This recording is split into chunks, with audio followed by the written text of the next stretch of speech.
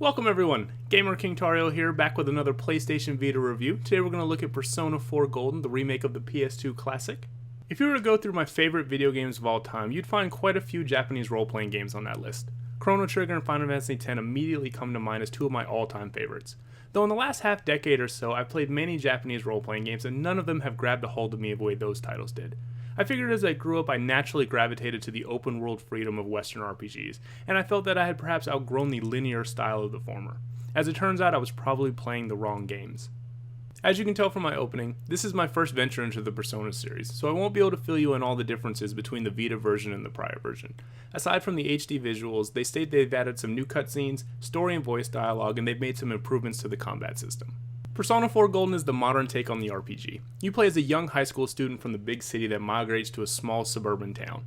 Shortly after your arrival, all hell starts to break loose. I won't go too deep into the story for spoiler purposes, but the game revolves around a group of high school kids trying to solve a serial murder case, all while making sure they go to class, study, and make basketball and drama practice.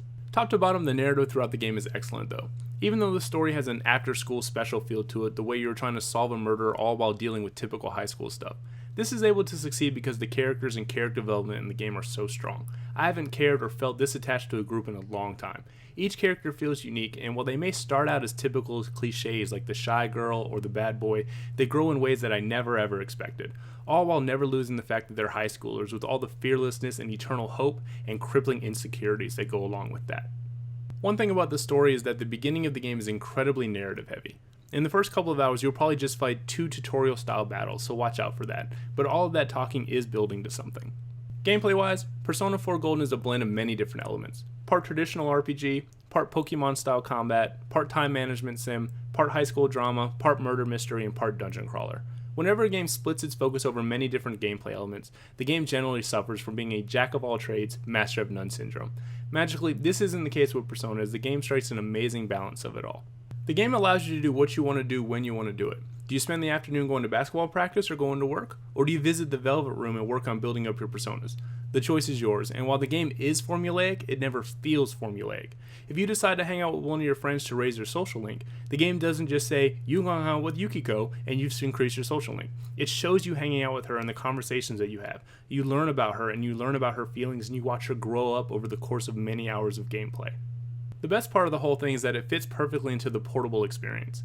I've often been wary of playing portable RPGs because they can be so involved and they don't always conduct themselves to pick up and play gaming. Thankfully, Persona 4 Golden's gameplay setup involving days in a calendar allows you to really feel like you can accomplish something even if you only have 10 or 15 minutes to log on and play.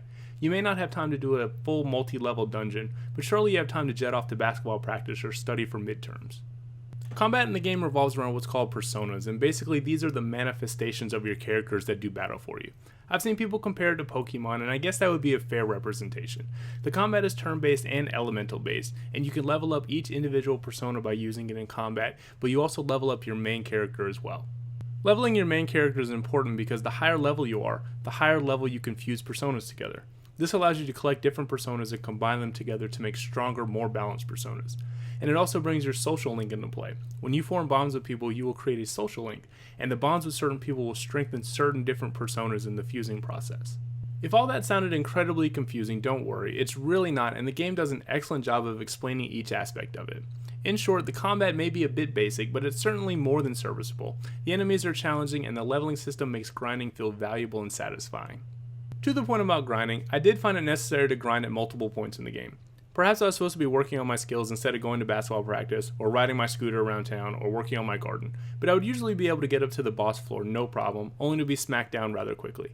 Fortunately, the penalty for dying is simply respawning at the beginning of the floor, though for those people who had any kind of hatred towards grinding, be advised that I did find it necessary. Graphically, Persona 4 Golden is a good looking title. Sure, you can still tell it's built from an older game, but it does translate really well into HD on the Vita's beautiful screen. Certainly there are some jaggies and some bland textures around, but nothing about the experience feels cheap or rushed. The sets are imaginative, the enemies look good if blocky, and they repeat themselves quite a bit from dungeon to dungeons. Graphics in a game like this aren't weighed all that heavily, but they do certainly get the job done. Special mention to the audio focus of the game, in both the voice acting and musical parts. The voice acting in the game is all around excellent, and with so much dialogue and characters, there's so much room for mistakes. But each character sounds original, and while the game isn't completely voice acted from top to bottom, the characters are so memorable that you're able to connect with just the plain text parts as well. The soundtrack in the game is also top notch. The upbeat and easygoing pop-like melodies are infectious, and I catch myself humming the theme song from time to time when I'm out and about. I could go on and on about Persona 4 Golden, from the side quests to the treasures, the randomly generated dungeons, watching TV, the witty and hysterical dialogue, the mature subject matter, and the dozens of hours of gameplay, just to name a few. But just know that Persona 4 Golden is one of those world-class experiences. For those who played the original, you know what you're getting here, and the graphical upgrades are probably enough of an excuse to experience the game all over again.